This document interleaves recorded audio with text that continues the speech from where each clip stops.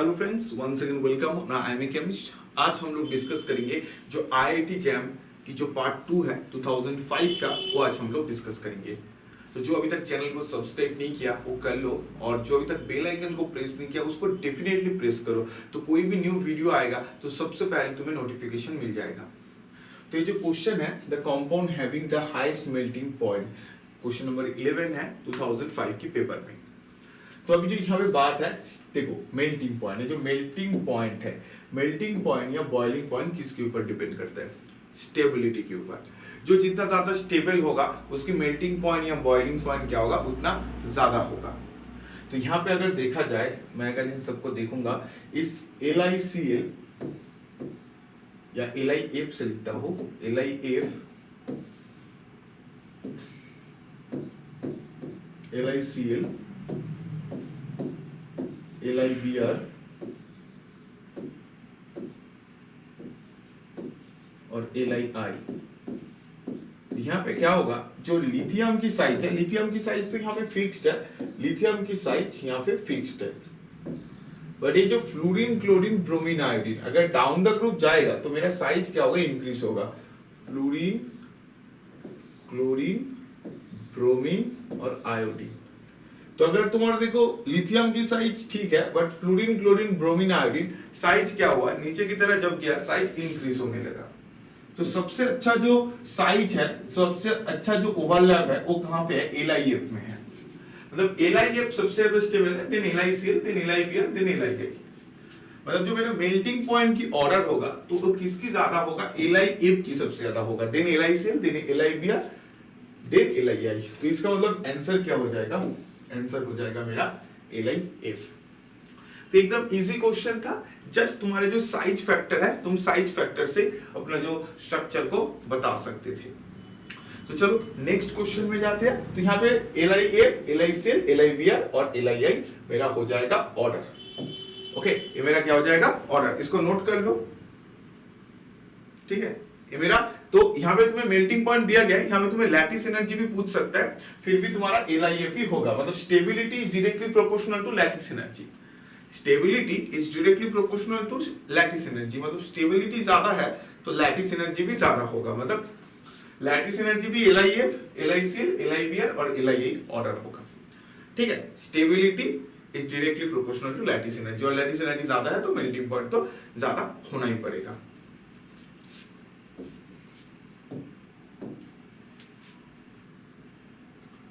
The shape of SF4। देखो SF4 का जो शेप है ना, यहाँ पे क्या होता है, सल्फर का 6 वैलेंस इलेक्ट्रॉन और 4 फ्लोरीन, 6 + 4 होता है 10। अगर SF4 की स्ट्रक्चर को देखा जाए, क्या होता है, दोनों फ्लोरीन ऐसे एक्सियल में होता है और दोनों फ्लोरीन ऐसे इक्वेटोरियल में होता है, और एक लोन पेयर यहाँ पे ऐसे होता है।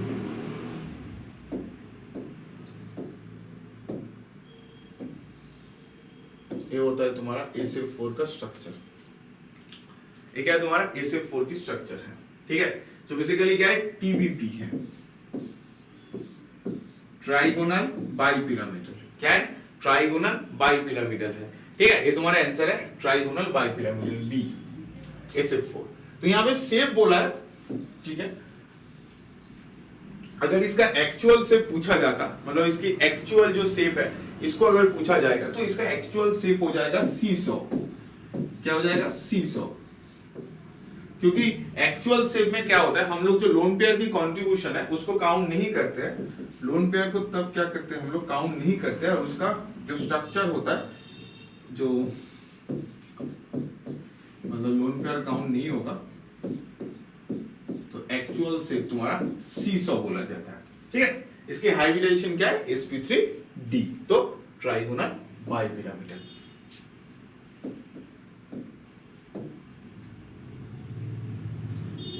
The degree of hydration is expected to be maximum for।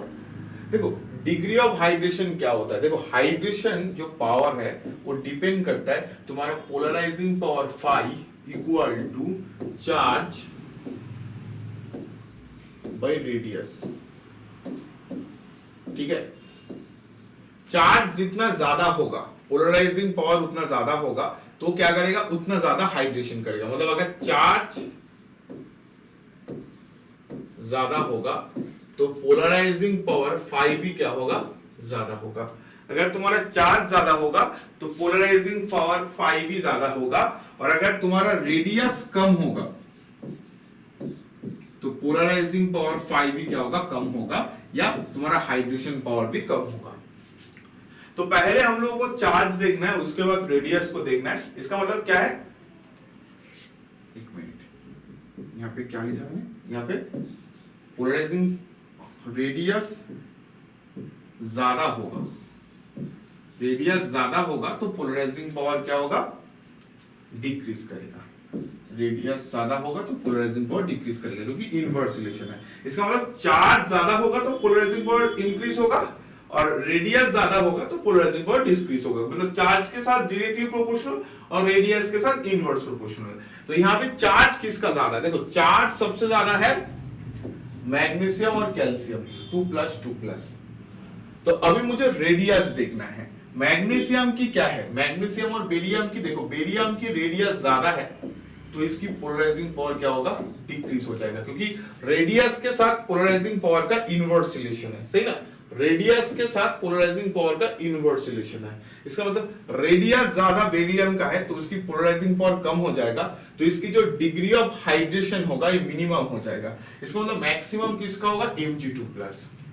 मतलब अगर मैं ऑर्डर पूछा जाए मुझे इसका, तो मैग्नीशियम 2+ का सबसे पहले रखो, देन बेरियम 2+ का,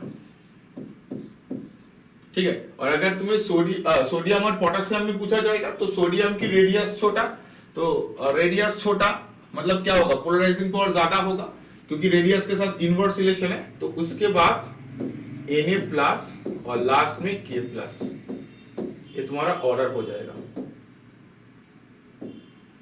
ठीक है।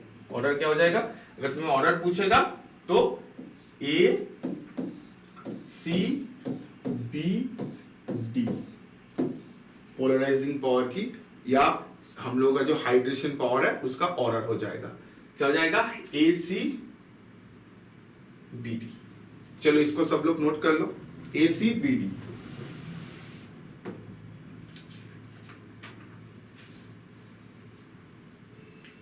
नेक्स्ट क्वेश्चन में जाएंगे, the ionisation energy of the following element. देखो आयोनाइजेशन एनर्जी किसके ऊपर डिपेंड करता है, तुम्हें पता है, अगर तुम पीरियोडिक टेबल को देखोगे, generally left to right ionisation energy increase होता है, बट यहाँ पे हम लोग हाफ फील्ड और फुल फील्ड को ज्यादा प्रायोरिटी देते हैं। और इनर्ट गैस जो है ना, इनर्ट गैस का हमेशा आयोनाइजेशन एनर्जी ज्यादा होता है, तो यहाँ पे सबसे ज्यादा तुम्हारा ज़ेनॉन का होगा। और अगर बेरिलियम और आर्सेनिक पे देखा जाए, बेरिलियम की साइज छोटा है और उसके साथ इसकी कॉन्फ़िगरेशन है 1:2:2, फुल फील्ड है। आर्सेनिक की कॉन्फ़िगरेशन देखा जाए, आर्सेनिक ग्रुप 15 में है, ठीक है। तो आर्सेनिक की जो कॉन्फ़िगरेशन होगा ये क्या होगा, इसका लास्ट में तुम्हारा क्या आएगा, नियॉन, नियॉन नहीं, आर्गन। इसका जो तुम्हें कॉन्फ़िगरेशन आएगा, आर्गन 4:3d10, ठीक है। तो कितना हो गया यहाँ पे 4:3d10, ओके। तो मेरा यहाँ पे आ जाएगा, तुम्हारा आ जाएगा नाइट्रोजन की, देखो बोरो, नाइट्रोजन, फास्फोरस, आर्सेनिक। नाइट्रोजन का, फास्फोरस का होता है 15 प्लस 18, 15 फास्फोरस का होता है, 15 के साथ 18 ऐड कर दो, ठीक है। 15 के साथ 18 ऐड करोगे, ठीक है, तो कितना आएगा तुम्हारा आ जाएगा 33। तो इसका कितना आ जाएगा 33, मतलब यहाँ पे आ जाएगा 4p3, ठीक है, 4p3। ये मैंने कॉन्फ़िगरेशन यहाँ से कंप्लीट कॉन्फ़िगरेशन लिख दिया आर्सेनिक का, क्योंकि मैंने क्या किया, देखो नाइट्रोजन, फास्फोरस, आर्सेनिक, तो फास्फोरस का अगर 15 है तो 15 के साथ और 18 ऐड कर दो, 33 बन जाएगा। तो मैंने 33 का कॉन्फ़िगरेशन लिख दिया। और जो एल्युमिनियम का है, इसका क्या आता है, नियॉन, नियॉन 3s2 3p1। अभी तुम बोलो एक बेरिलियम फुल फील्ड, एक आर्सेनिक हाफ फील्ड और एक एल्युमिनियम जो हाफ फील्ड फुल फील्ड कोई भी नहीं है। तो सबसे ज्यादा इलेक्ट्रॉन रिलीज करने में किसका एनर्जी लगेगा?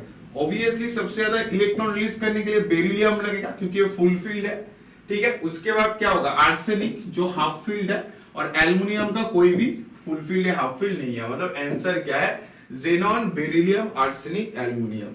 ये मेरा क्या हो गया? आंसर बन गया।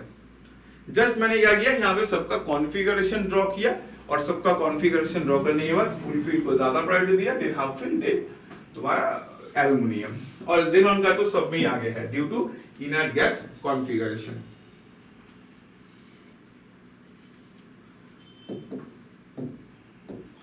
देखो नेक्स्ट क्वेश्चन जो है, ए वाला क्वेश्चन मैंने लास्ट जो 2005 की जो पेपर मैंने कराया था उसकी वहां पे मैंने पूछा था तुम लोगों को, जो रेडियो एक्टिव आइसोटोप कौन सी काम में यूज होता है। तो फिजिकली ये क्या होता है? जो तुम्हारा ब्रेन ट्यूमर होता है, ब्रेन ट्यूमर लोकेट करने के लिए आयोडीन 131 ही यूज किया जाता है।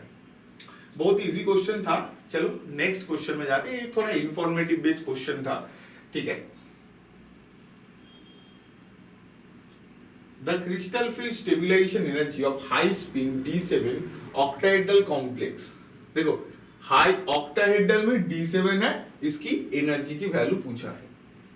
तो क्या होगा? D7 में क्या होता है? देखो D7 दो पार्ट में डिवाइड होता है, ऊपर और नीचे। नीचे को क्या बोलता है? T2G और ऊपर को क्या बोलता है? EG। नीचे की वैल्यू कितना होता है? नीचे की वैल्यू, इसकी वैल्यू होता है -0.4 और ऊपर क्या होता है? +0.6। तो अभी यहाँ पे कितना बोला है? डी स्पिन इन हाई स्पिन। तो हाई स्पिन में डी 1 2 3 4 5 6 7, ठीक है। तो अगर इसकी CFSE को कैलकुलेट करेंगे तो यहां पे 5 है, तो 5 इंटू -4 प्लस 0.6 इंटू 2, 0.6 इंटू 2, ठीक है। 0.6 इंटू, अभी देखो यहाँ पे जो पेयर्ड है, पेयर्ड कितने हुआ है? 1 और 2, दो पेयर्ड हुआ है, इसलिए 2p। तो इसको सॉल्व करने के बाद -2.0 और इधर आएगा +1.2 प्लस 2p, तो तुम्हें आ जाएगा -0.8 प्लस 2p।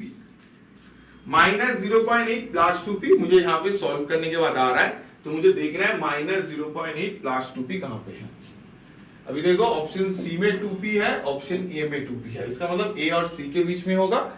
और अगर a की वैल्यू को देखोगे 4/5, अगर 4/5 करोगे तो 4/5 करने से तुम्हें जैसे 40/5 तो कितना होता है? तुम्हें 0.8 प्लस 2p आ जाएगा, ठीक है। मतलब 0.8 डेल जीरो तो होगा यहाँ पे ऑब्वियसली, ठीक है। यहाँ पे भी डेल जीरो होगा, तो आंसर क्या बन जाएगा?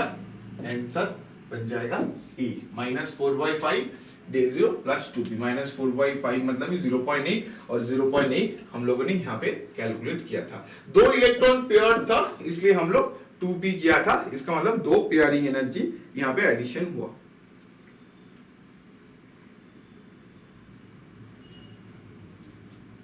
इजी क्वेश्चन था, ठीक है, एकदम इजी क्वेश्चन था, जस्ट इलेक्ट्रॉन को पुट करना था। नेक्स्ट क्वेश्चन में हम लोग जाएंगे, ठीक है। The complex with the most intense colour among the following compound. Intense colour, अभी देखो इंटेंस कलर कौन देता है? जनरली हम लोग देख पाते हैं जो ऑक्टाहेड्रल और टेट्राहेड्रल में, ऑक्टाहेड्रल कंपाउंड के पास सेंटर ऑफ सिमेट्री होता है, इसलिए क्या होता है? लैपोडे फॉरबिडन हो जाता है। क्या होता है? ऑक्टाहेड्रल कंपाउंड के पास सेंटर ऑफ सिमेट्री होता है, इसलिए क्या होता है? लैपोडे फॉरबिडन हो जाता है, क्योंकि लैपोडे रूल ये बताता है अगर किसी कंपाउंड के अंदर सेंटर ऑफ सिमेट्री है तो लैपोडे फॉरबिडन है।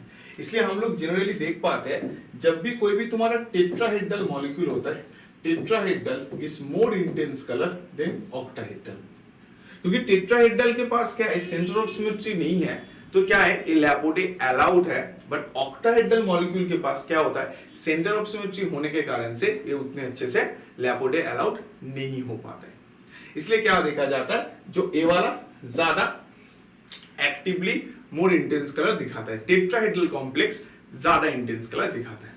तो यहां पे क्या होगा, यहां पे तो या तो सी या तो बी, क्योंकि सी और बी दोनों यहां पे टेट्राहेड्रल है। बट अभी मैं प्रायोरिटी किसको देंगे, अभी इसके लिए तुम्हें देखो, किसी भी कलर, किसी भी इलेक्ट्रॉनिक एक्साइटेशन देखने के लिए दो रूल देखना पड़ता है, एक लैपोडे, एक स्पिन। तो हम लोग ने पहले लैपोडे के चेक किया, अभी हम लोग चेक करेंगे स्पिन सिलेक्शन रूल। अभी अगर स्पिन सिलेक्शन रूल की बात आती है, देखो यहाँ पे Mn की ऑक्सीडेशन स्टेट है +2 और यहाँ पे COCl4 2- के ऑक्सीडेशन स्टेट है COB +2।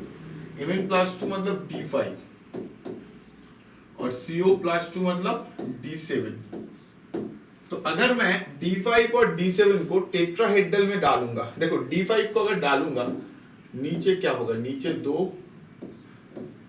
ऊपर 3, क्योंकि टेट्राहेड्रल है तो 5 इलेक्ट्रॉन को अगर 1 2 3 4 5, तो 5 इलेक्ट्रॉन है D5 का। तो अभी देखो अगर यहां से नीचे से कोई इलेक्ट्रॉन ऊपर चला जाएगा तो तुम्हारा क्या हो जाएगा, 1 2। तो यहां पे तुम्हारा देखो इनिशियली तुम्हारा कितने एम्पियर था, 1 2 3 4 5, ठीक है, बट आफ्टर इलेक्ट्रॉन जाम तुम्हारा कितने इलेक्ट्रॉन हो गया, 1 2 3। इसका मतलब तुम्हारा स्पिन वैल्यू चेंजेस हो रहा है, मतलब क्या है, तुम्हारा del S is not equal to 0। इसका मतलब क्या है, स्पिन फॉरबिडेन है, क्योंकि स्पिन सिलेक्शन रूल क्या बोल रहा है, जो तुम्हारी इनिशियल और आफ्टर इलेक्ट्रॉन ट्रांजिशन करने के बाद जो टोटल स्पिन होगा वो सेम होना चाहिए, बट यहाँ पे वो रूल मेंटेन नहीं कर रहा है D5 में। बट अगर मैं D7 के केस में देखूंगा, देखो अगर मैं D7 के केस में देखूंगा, D7 में क्या है,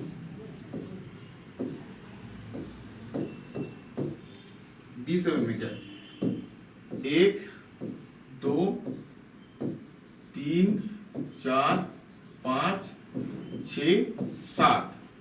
तो यहां पे ऊपर देखो 3 एम्पियर है, 1 2 3, ठीक है। अगर एक इलेक्ट्रॉन यहां से जाम भी करेगा तो जब जाम करने के बाद क्या होगा, 1 2 और नीचे क्या होगा, नीचे एक इलेक्ट्रॉन रहेगा और नीचे से एक इलेक्ट्रॉन क्या होगा, ऊपर चला जाएगा। अभी नीचे से एक इलेक्ट्रॉन अगर ऊपर जाएगा, अभी तुम देखो यहाँ पे पहले तुम्हारा 3 एम्पियर था, अभी भी देखो तुम्हारा 3 ही एम्पियर है, मतलब जो D7 है ये क्या करेगा, तुम्हारा डेल एस इक्वल टू मतलब स्पिन चेंज 0 है, मतलब पहले भी 3 था अभी भी 3 है, मतलब ये जो D7 कॉन्फ़िगरेशन है ये स्पिन सिलेक्शन रूल को क्या कर रहा है, एक फॉलो अप कर रहा है, ठीक है। मतलब पहले भी तुम्हारा 3 एम्पियर था, अभी भी 3 एम्पियर इलेक्ट्रॉन है, बट जो D5 के केस में था, D5 इसको फॉलो नहीं कर रहा था, इसलिए हम लोग क्या करेंगे, यहाँ पे B को कैंसिल करेंगे और आंसर बता देंगे C, क्योंकि C यहाँ पे क्या कर रहा है, Laporte rule as well as spin selection rule दोनों को ही फॉलो अप कर रहा है। तो बहुत ही अच्छा क्वेश्चन था यहाँ पे। पहले हम लोग लैपोडे रूल को देखेंगे और लैपोडे से हम लोग ए बी सी डी के अंदर डी और सी को चूज किया, ठीक है। उसके बाद क्या किया हम लोग ने, स्पिन सिलेक्शन रूल देखा और स्पिन सिलेक्शन रूल देखने के बाद हम लोग बी को नेग्लेक्ट कर दिया, क्योंकि यहाँ पे del S not equal to 0 हो रहा है, और आंसर बता दिया सी को। इसका नोट करके रखो, ये जो कलर होता है ना, ये डीप ब्लू कलर देता है, ये क्वेश्चन भी आया है, that is the deep blue colour. COCl4 2- के कलर क्या होता है, डीप ब्लू कलर होता है।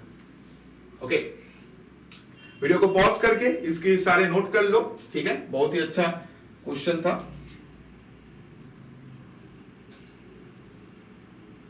On addition of a solution of AgNO3 to a solution of Ag2H2O3 is turns black on the standing due to formation of, एकदम easy question था। देखो AgNO3 और Na2H2O3 के रिएक्शन के बाद तुम्हें जो फॉर्मेशन होता है वो होता है Ag2S, जो बेसिकली एक ब्लैक कंपाउंड है, ब्लैक Ag2S, PbS, HGS, ये सब नोट करके रखना है, ये सब PYQ की क्वेश्चन है। Ag2S, PBS, HGS जो भी प्रोवाइड किया जाए ये सब क्या है, ब्लैक इन नेचर है। तो क्या आंसर क्या हो जाएगा, आंसर हो जाएगा बी। Ag तो नहीं होगा क्योंकि ओनली Ag जो है वो सिल्वर कलर का होता है। Ag2S, PBS, HGS ये सब क्या होता है, तुम्हारा ब्लैक इन नेचर होता है। ठीक है, तो एकदम इजी क्वेश्चन था, डायरेक्ट बेस, जहां पे आंसर हो जाएगा बी।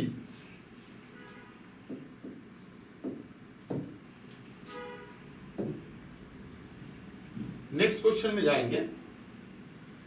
क्वेश्चन विजुअलाइज हो रहा है, चलो। अमंग द फॉलोइंग कॉम्प्लेक्स, जो यहाँ पे 4 कॉम्प्लेक्स गिवन है, बोला गया the ones that show chirality. देखो, अगर कोई भी कंपाउंड में प्लेन ऑफ सिमेट्री है, क्या प्लेन ऑफ सिमेट्री तुम्हें हो जाएगा, तो क्या हो जाएगा, वो कायरलिटी नहीं शो करता है। कायरल होने के लिए क्या होना पड़ेगा, वहां से ऑप्टिकल मतलब जो प्लेन ऑफ सिमेट्री है पास नहीं करना चाहिए। तो अगर यहां पे मैं सारे कंपाउंड को देखूंगा, देखो अगर मैं इस 4 को देखूंगा, पहले मैं नीचे से ऊपर जा रहा हूं, 4 को, सीस को, तो सीस मतलब क्या, क्रोमियम ऑक्सालेटो, ठीक है, सीस है, मतलब दोनों क्लोरीन सेम साइड रहेगा।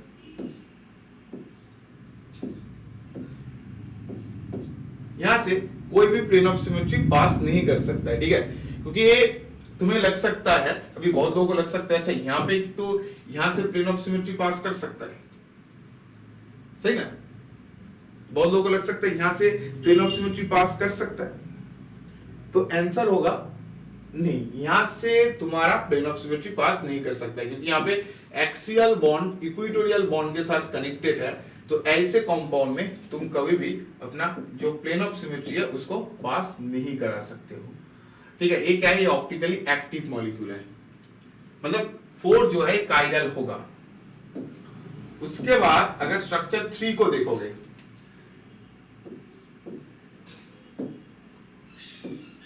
Chromium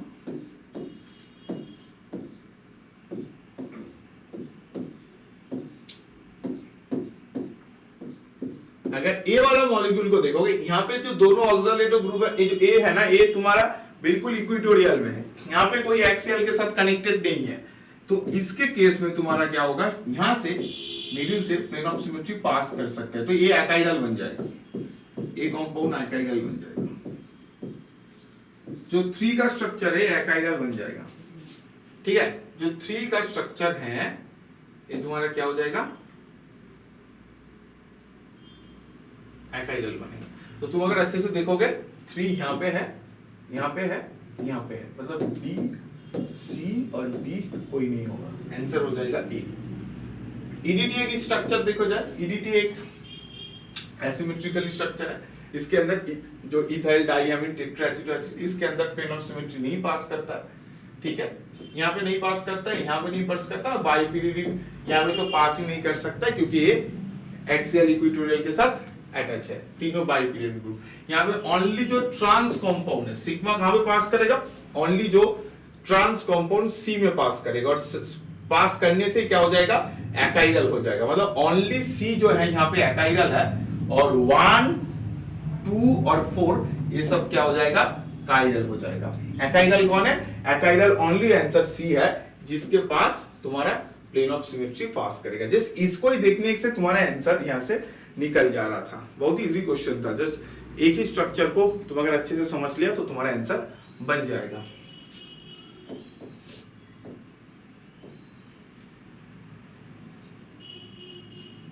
The electronic configuration that have orbital angular momentum contribution in the octahedral environment। देखो orbital angular momentum, हम लोग का जो ऑर्बिटल होता है वहां पे यहाँ पे क्या बोला गया, ऑक्टाहेड्रल फील्ड बोला गया। अभी देखो हम लोग का दोनों होता है, एक होता है ऊपर एक नीचे, नीचे जो होता है उसको T2G बोला जाता है, ऊपर जो होता है उसको EG बोला जाता है।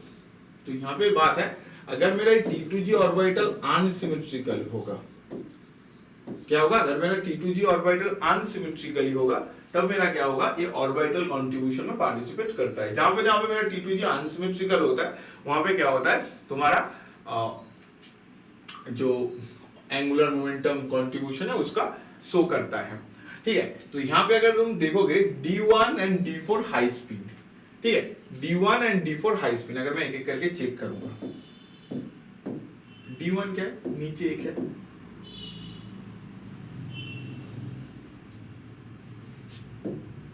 D1 क्या है, ओनली एक ही इलेक्ट्रॉन है T2G में, तो ये होगा D1 तो देगा। बट D4 हाई स्पिन को अगर देखा जाए 1 2 3 और ऊपर एक चला जाएगा, तो यहाँ पे क्या हो जाएगा, तुम्हारे Eg ऑर्बिटल अनसिमेट्रिकली हो जाएगा, Eg ऑर्बिटल, तो D4 हाई स्पिन नहीं होगा। D1 और D2 को देखा जाए, D में D1 भी T2G में एक अनसिमेट्रिकल, D2 में भी दोनों T2G ऑर्बिटल अनसिमेट्रिकल, तो B होगा। D6 हाई स्पिन को अगर देखा जाए, D6 हाई स्पिन को, तो देखो D2 and D6 high spin, D2 high spin को अगर देखा जाए 1 2 3 4 5 6, यहां पे तुम्हारा T2G ऑर्बिटल अनसिमेट्रिकली हो रहा है, और D4 हाई स्पिन तो नहीं हो रहा था अभी बताया, क्योंकि D4 में क्या हो रहा था, D4 में तुम्हारा कुछ ऐसे आ रहा था, तो Eg ऑर्बिटल अनसिमेट्रिकल था। इसका मतलब तुम्हारा आंसर तो या तो होगा A या तो होगा C, ठीक है, या तो होगा B या तो होगा C, B और C में, क्योंकि दोनों ही तुम्हारा T2G ऑर्बिटल अनसिमेट्रिकली है। तो क्वेश्चन यहां पे है किसको करे, किसको करे, B को करे या C को करे, ठीक है, तो B को करेंगे या C को करेंगे। देखो यहां पे D2 and D6 high spin mention है, पर यहां पे D1 और D2 कुछ मेंशन नहीं था, तो मुझे इसका आंसर तुम लोग बताओगे कमेंट सेक्शन में क्या होने वाला है। दोनों यहाँ पे अनसिमेट्रिकली मैं देख रहा हूं ऑर्बिटल कंट्रीब्यूशन, तुम लोग इसका आंसर मुझे कमेंट सेक्शन में बताओ, और जो भी आंसर होगा मैं कमेंट सेक्शन में पिन कर दूंगा आंसर को, ये तुम्हारे लिए है होमवर्क। तो मिलते हैं नेक्स्ट सेशन में IIT जैम की पार्ट 3 में, ठीक है। तो आई थिंक तुम सबको समझ ही आ चुका है कैसे क्वेश्चन करना है। तो all the best, take care and bye bye.